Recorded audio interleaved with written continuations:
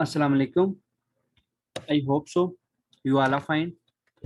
Dear students, आज हम CS 304 का लेक्चर नंबर 62 कवर करेंगे।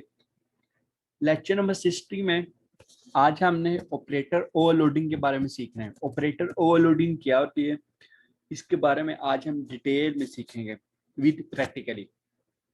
तो ये लेक्चर स्टार्ट करने से पहले मैं आपको एक थोड़ी सी बात बताना चाहता हूँ। आज मैं जो आपको ये लेक्चर समझाऊंगा, लेक्चर नंबर 60 में, आज मैं आपको इसका टोटली थ्योरेटिकली समझाऊंगा।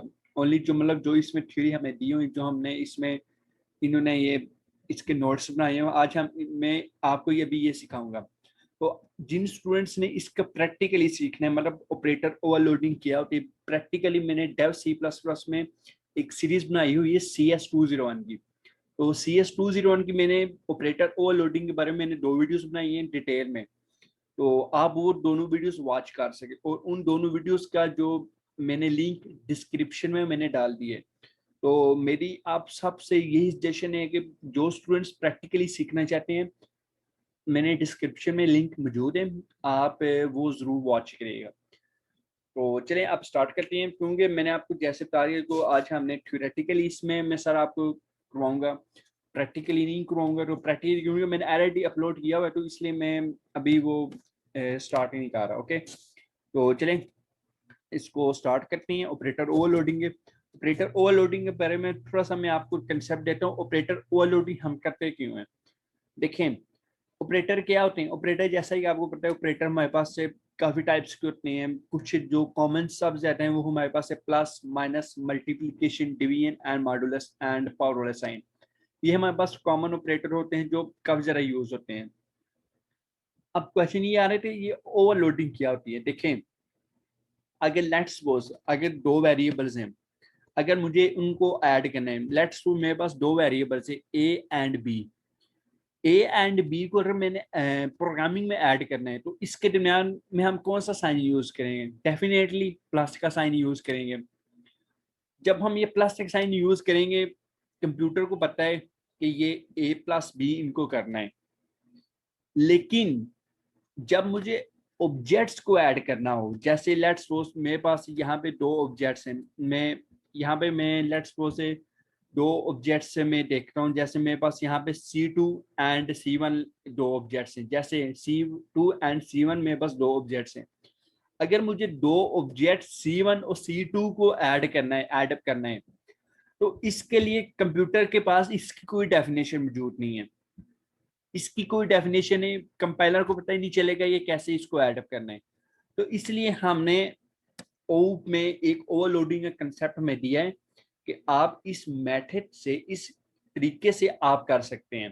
तो ये जो पूरा सीक्वेंस है, मैंने डिटेल में 2 वीडियोस में समझाया हुआ है, तो आप वो दोनों वीडियो जरूर वॉच करिएगा। ये जो टॉपिक है ऑपरेटर ओवरलोडिंग, ये एक ओप कोर्स का एक इंतहाई इंपॉर्टेंट टॉपिक है।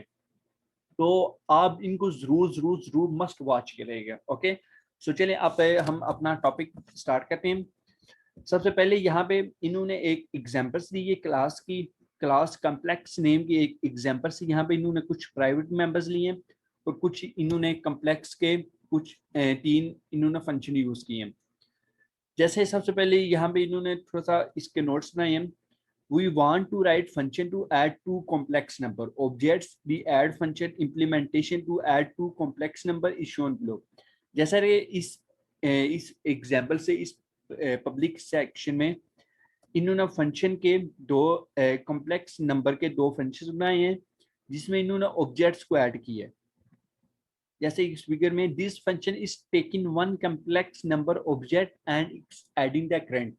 इसमें जो इसका फंक्शन है, इसमें कॉम्प्लेक्स नंबर को ऐड किया और उनको करंट नंबर, जो उसका करंट उसका जो फंक्शन होगा उसको ऐड अप किया है। जैसे ही इन्होंने यहाँ पे एग्जांपल से भी समझाया है कि कॉम्प्लेक्स, सबसे पहले जो हमारे पास रिटर्न टाइप होगी वो कॉम्प्लेक्स होगी। फिर यहाँ पे कॉम्प्लेक्स हमारे पास क्लास नेम, सेंटर में scope of resolution operator, and आगे एड अप का एक फंक्शन उन्होंने यूज किया हुआ है। और वो नीचे सारे डिटेल में इन्होंने नीचे डिफाइन किया है। जैसे मैंने वीडियोस में, प्रैक्टिकल जो वीडियोस में मैंने ये सारे सीक्वेंस आपको समझाया हुआ है। तो उसके बाद है इन्होंने कुछ ये पॉइंट्स दिए हुए हैं, जैसे कि एक इन्होंने एग्जांपल्स दिए, जैसे कॉम्प्लेक्स, जैसे हमने C3 के अंदर मैंने C1 एंड C2 को ऐड करना है, तो C2 ऐड करने यहाँ पे एक फंक्शन यूज हुआ है ऐड फंक्शन का। ऐड फंक्शन जैसे कि कुछ मैं बस आपको भी पता है, हमारे पास कुछ बिल्ट इन फंक्शंस एंड कुछ यूजर डिफाइंड फंक्शंस होते हैं। ये हमारे पास ऐड C2 में बस एक बिल्ट इन फंक्शन, मतलब ऑलरेडी ये बिल्ट किया है, उसको हमने यूज करना है। जैसे C1 और C2 को ऐड होगा और C3 के अंदर वो वैल्यूज जाएगी। तो इस तरह इनके इसके दो ऑपरेशंस होंगे। In this statement two operation are taking place, one is addition of two objects using the function call add and returning the result in a new object. जैसे इसमें दो ऑब्जेक्ट्स हैं, उन वो फंक्शन कॉल करेंगे और return करेंगे new objects. New objects में बस क्या होगा, C3 का हमारे पास एक न्यू ऑब्जेक्ट होगा। कम्प्लेक्स को हमारे पास क्लास नेम है ना, तो जब भी न्यू ऑब्जेक्ट बनाना हो तो उसके लिए सबसे पहले हम क्लास नेम यूज करते हैं, फिर उसका एक न्यू ऑब्जेक्ट बनाते हैं। तो यहाँ पर उन्होंने वही सेम चीज की है। Complex class name C3 new object और C1 डॉट एड C2, मतलब C1 प्लस C2 हुआ है। ओके, यहाँ सेकंड पॉइंट क्या है, second is copy of that temporary object to newly created object C3 using copy constructor. Second form ये हो सकती है कि इन्होंने सेकंड कॉपी की हुई है, कॉपी की है टेम्पोररी ऑब्जेक्ट्स के अंदर। टेम्पोररी ऑब्जेक्ट्स क्या है हमारे पास, C3 एक टेम्पोररी ऑब्जेक्ट है, उसके अंदर C1 और C2 के जो भी जो एग्जीक्यूशन होगी उसको कॉपी किया हुआ है C3 के अंदर। लेकिन इस ये जो हमारे पास है, हमने ये सॉल्व किया, इसमें हमारे पास दो इश्यूज आते हैं। सबसे पहले है we can't add two complex number objects by simple writing. इसमें एक सबसे पहले इशू ये है कि जो हमारे पास कॉम्प्लेक्स नंबर होंगे, जो कॉम्प्लेक्स को हमारे पास वो क्लास है में जो हमारे पास कॉम्प्लेक्स नंबर, दो कॉम्प्लेक्स नंबर होंगे, हम उनके ऑब्जेक्ट्स को ऐड नहीं कर सकते विद प्लस साइन के साथ हम उनको ऐड नहीं कर सकते सिंपली, अगर वो सिंपल डाटा टाइप में है। जैसे वो बिल्ट इन डाटा टाइप्स में इंट हो या फ्लोट हो, उसमें हम ऐड नहीं कर सकते। ये हमारे पास एक इशू है, एक प्रॉब्लम है हमारे पास है। जैसे कि इन्होंने एक वेरिएबल इनिशियलाइज किया है, बी की वैल्यू क्या है, इन्होंने यहाँ पे रखी हुई है 5 है। देखें, यहाँ से मैं आपको समझाता हूँ। देखो, ये बी की वैल्यू हमारे पास 5 है और ये ए की वैल्यू यहाँ पे इन्होंने डिफाइन की हुई है 3 है। देखो, ये इंट ये हमारे पास बिल्ट इन डाटा टाइप्स के हैं, मतलब ये ऑलरेडी डाटा टाइप ऑलरेडी ये बने बनाए हुए हैं। तो कंपाइलर को, कंप्यूटर को ये पता चलेगा कि मेरे पास इस प्लस के साइन का ये मतलब होगा कि मेरी राइट और लेफ्ट हैंड साइड में जो भी पेरेंट्स हैं उनको मैंने ऐड करना है। लेकिन जब हम ऑब्जेक्ट्स बनाएंगे उसी क्लास के जब हम ऑब्जेक्ट्स बनाएंगे C1 C2 C3 C4 जो भी ऑब्जेक्ट्स होंगे, जब हम उन ऑब्जेक्ट्स को ऐड करेंगे तो कंप्यूटर को पता ही नहीं चलेगा कि इसको क्या करना है। देखो, जो हमारे पास ये डाटा टाइप्स के, ये प्रिमिटिव डाटा टाइप्स की, कंप्यूटर को पता है कि इसकी डाटा टाइप इंट है कि मैंने इनको ऐड करना है, इसको पता चल जाएगा इस प्लस वाली साइड से। इसकी कोडिंग कंप्यूटर में आ रही है। लेकिन हमने ऑब्जेक्ट्स को जब जब हम ऑब्जेक्ट्स को एडअप करेंगे तो कंपाइलर को नहीं पता चलेगा, इसलिए वो एरर जनरेट करे। ये हमारे पास एरर, ये हमारे पास एक प्रॉब्लम है, ये हम अभी प्रॉब्लम डिस्कस कर रहे हैं। तो यहाँ पे इन्होंने लिखा हुआ है, if we give our complex number class code some user in compiled form for user will need to know how we have written add function. देखो, जब हम इसी कॉम्प्लेक्स नंबर को जब हम कोड करेंगे तो इसके लिए हम ऐड वाला फंक्शन यूज करेंगे, रिटर्न राइट करेंगे, तो जिसका कुछ पैरामीटर्स भी होंगे एंड उसके रिटर्न टाइप्स, वो हम आगे डिस्कस करेंगे। जब आगे इसका सिंटैक्स आएगा तो उसमें हम डिस्कस करेंगे इसके। ओके, यहाँ पे इन्होंने एक एग्जांपल्स बनाई हुई है। जैसे एग्जांपल्स नहीं, ये एक प्रैक्टिक, ये कंप्लीट अल्टरनेटिव कोड है। जैसे T1 के अंदर C3 प्लस C4 हुआ है और T2 के अंदर C2 प्लस T1 के जो ऑब्जेक्ट्स हैं उनको एडअप किया है। तो इस प्रोसेस को हम दिस इज ओवरहेड कहते हैं, specially if the mathematical expression is large. जब मैथमेटिकल एक्सप्रेशन काफी लार्ज हो जाए उसको हम ओवरहेड कहेंगे। जैसे converting it to C plus plus code will involve complicated mixture of functions call code will become less readable. मतलब देखो जब हमारे पास काफी ज्यादा कोड होगा तो उसको रीड अप करना काफी ज्यादा डिफिकल्ट होगा। Chances of human mistake will become very high. तो इससे ह्यूमन मिस्टेक के भी काफी ज्यादा चांसेस हो सकते हैं। जब वो कोडिंग करेगी तो उसको काफी ज्यादा चांसेस होंगे उनके साथ उनसे मिस्टेक हो। इसका 4 पॉइंट है code produce will be very hard to maintain. इससे कोड को प्रोड्यूस करना मतलब जो कंपाइलर जब इसको रन करेगा कंपाइल करेगा तो उसके लिए भी थोड़ा सा डिफिकल्ट होगा कि इसको कंपाइल कैसे किया जाए। देखिए ये बिल्कुल रफ सा कोड लिखा हुआ है इस तरह, ये अल्टरनेटिव वे में, लेकिन इसको इस तरह फॉर्म में नहीं लिखा जा सकता। तो इस सारे सोल्यूशन जैसे मैंने ऊपर बताया इस सारे सोल्यूशन को मतलब वो कंपाइलर जो इसके ऑब्जेक्ट्स होंगे उनको ऐड नहीं करेगा। इस सारे प्रोसेस को सॉल्व करने के लिए हमने ऑपरेटर ओवरलोडिंग का कंसेप्ट सीखना है। The solution to this problem is simple that we can write normal operation like plus minus multiplication and so on for our user defined classes as well। जो हम structure and classes के अंदर जो हम data type use करते हैं वो हमारे पास यूजर डिफाइंड क्लासेस होते हैं। तो इसको सॉल्व करने के लिए हम ऑपरेटर ओवरलोडिंग सीखेंगे। C plus plus allows us to overhead comes operator like plus minus. C plus plus हमें अलाउ करता है कि हम कॉमन ऑपरेटर को प्लस माइनस और मल्टीप्लिकेशन को इनको हम ओवरलोड कर सकें। तो उसके बाद हमारे पास कुछ ऑपरेटर ओवरलोडिंग है। ये भी C plus plus automatically overload operation for predefined types as there have also been implemented as class by C++। C plus plus हमें कुछ by default by predefined कुछ टाइप्स की होती हैं जिनको हम प्री डिफाइंड इनको हम ओवरलोड कर सकें। जैसे इंट को इंट ऑलरेडी प्री डिफाइंड ही ओवरलोड होता है, फ्लोट भी ओवरलोड हो गया। जैसे आप इंट के लेट्स सपोज मैं आपको एक एग्जांपल देता हूँ। अगर आप इंटीजर फॉर्म के दो वेरिएबल्स लें, लेट्स सपोज ए और बी लिया है। ए और बी को अगर मैं थर्ड इंटीजर लेता हूँ सी के अंदर ए और बी करेंगे, ए और प्लस बी करेंगे तो ये बहुत आसानी से इजीली आपका ये एडअप हो जाएगा। ये ऑलरेडी ओवरलोड है। लेकिन कुछ ऐसे होते हैं जिनको ओवरलोड हमने खुद करना होता है, यूजर ने खुद करना होता है। तो उसके लिए हम क्लासेस के अंदर उनको एडअप करते हैं। तो इसको हम ऑपरेटर ओवरलोड कहते हैं। ऑपरेटर ओवरलोड करने की कुछ मैं बस इन्होंने लिस्ट भी दी हुई, न्यू डिलीट मल्टीप्लिकेशन, ये सारे साइंस वो हैं जिनको हम ओवरलोड कर सकते हैं। और कुछ ऐसे भी होते हैं जिनको हमने ओवरलोड नहीं कर सकते हैं। ये बहुत ही इंपॉर्टेंट पॉइंट्स हैं जैसे डॉट स्टैटिक स्कोप और रेजोल्यूशन ऑपरेटर हम ओवरलोड नहीं कर सकते। Question mark and dot colons mark hyphen sign and double hyphen sign को हम ये वो साइंस होते हैं जिनको हम ओवरलोड नहीं कर सकते। ये आपके एमसीक्यूज में भी आ सकता है कि कौन से साइन होते हैं जिनको हम ऑपरेटर ओवरलोड नहीं कर सकते। तो इसकी कुछ प्रीसीडेंस ऑफ एन ऑपरेटर्स भी हमारे पास कुछ होते हैं। मतलब इसकी प्रीसीडेंस ऑपरेटर्स प्लस माइनस की सीक्वेंस में हमारे पास कौन सी होगी। जैसे जैसे कि आपको पता है प्रीसीडेंस ऑफ एन ऑपरेटर में जो सबसे पहले जिसका नंबर आ रहा है वो हमारे पास होता है मल्टीप्लिकेशन। तो जब हम C1 जो हमारे पास एक ऑब्जेक्ट होगा, C2 और C3 ये हमारे पास सेकंड और थर्ड ऑब्जेक्ट्स होंगे। जब C1 steric C2 plus C3 जब हम ऑब्जेक्ट इसको हम मल्टीप्लिकेशन करेंगे तो सबसे पहले हम C1 स्टेरिक C2 करें। मतलब जो मल्टीप्लिकेशन वाला साइन होगा सबसे पहले हम उसको करेंगे, ना कि उसको करेंगे जो सबसे पहले साइन आ रहा है। बल्कि जो प्रेसिडेंस ऑफ एन ऑपरेटर होती है हम उस रूल्स को फॉलो करते हुए सबसे पहले हम उसको उसको जो भी उसकी मल्टीप्लिकेशन या प्लस डिवीजन जो भी होगी उसको करेंगे।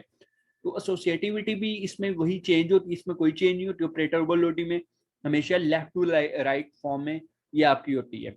Okay, arity of operator, arity number of operands it works on for of an operand is not affected by overloading।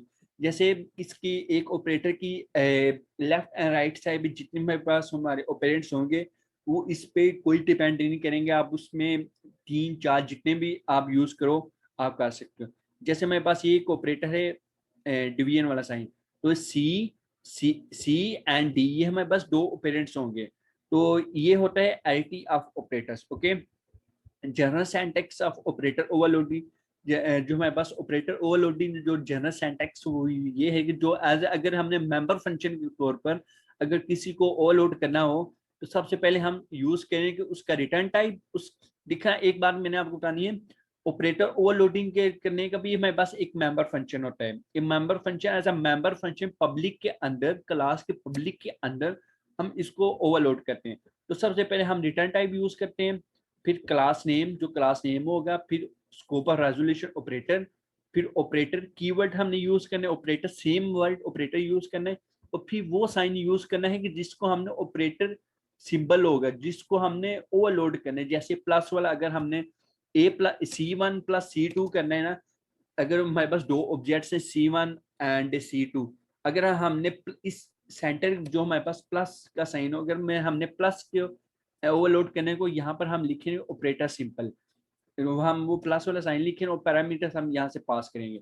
ये सारा डिटेल में मैंने प्रैक्टिकली वो वीडियोस में समझाया हुआ है।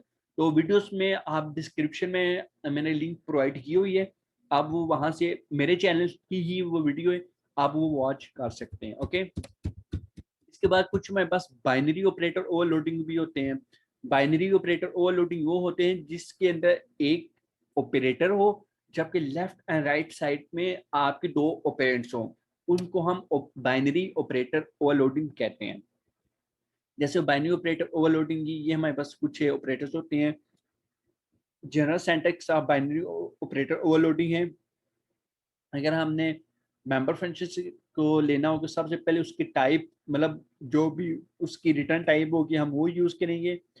क्लास नेम हम यूज करेंगे, ऑपरेटर स्कोप और रेजोल्यूशन ऑपरेटर, फिर ऑपरेटर साइन, ऑपरेटर कीवर्ड हमने यूज करना है, और फिर ऑपरेटर सिंबल जिसको हमने ओवरलोड करना है हम उसको यूज करेंगे। तो जबकि टाइप टाइप हम यूज करेंगे राइट हैंड साइड, जैसे हम C1 + C2 करेंगे, तो जो हम हमारी राइट साइड भी होगी C2, हम इसको यहाँ पर C2 के आगे उसका न्यू ऑब्जेक्ट्स बनाएंगे। ओके, अगर हमने नॉन मेंबर फंक्शन यूज करना है तो सबसे पहले उसकी टाइप, जो हमारी क्लास होगी उसकी टाइप यूज करेंगे, फिर उसका क्लास नेम, फिर उसका स्कोप और रेजोल्यूशन ऑपरेटर, फिर ऑपरेटर कीवर्ड हमने यूज करना और ऑपरेटर सिंबल भी हम यूज करेंगे।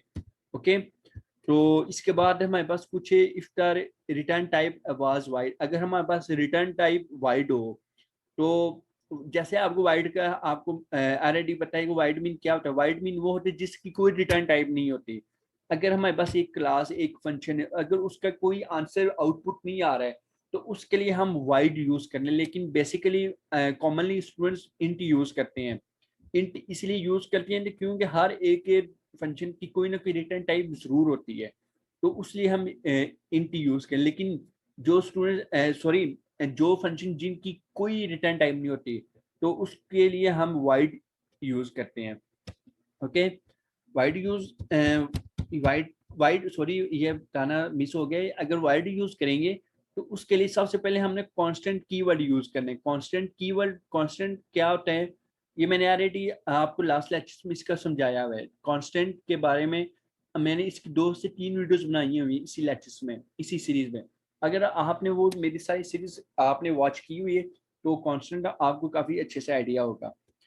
कांस्टेंट वैसे मैं थोड़ा सा आपको शॉर्ट से आपको बताते हूँ। कांस्टेंट मीन वो होता है जिसकी कोई वैल्यू चेंज ना हो, किसी भी डाटा मेंबर या किसी भी मेंबर फंक्शन के साथ अगर हम कांस्टेंट कीवर्ड यूज करेंगे, वो उसकी जो भी वैल्यू होगी वो परमानेंट वही रहेगी, उसकी वैल्यू फिर वो चेंज ही नहीं होगी जिसके साथ भी हम कांस्टेंट कीवर्ड यूज करें। तो यहाँ पे है drawbacks of wide return type, जिसके साथ हमें वाइड कीवर्ड यूज करेंगे इसके क्या नुकसान हो सकते हैं। उसके लिए सबसे पहले है असाइनमेंट एंड कास्टेटिव एक्सप्रेशन आर नॉट पॉसिबल। जो असाइनमेंट एक्सप्रेशन होती हैं इसमें वो पॉसिबल नहीं होती, मतलब असाइनमेंट्स ये असाइन नहीं कर सकते, वैल्यूज को एक वेरिएबल के साथ दूसरे वेरिएबल में ये असाइन नहीं कर सकता वाइड है। सबसे पहले इसका ये हमारे पास मिस यूज है। One of the existing object is used to store result.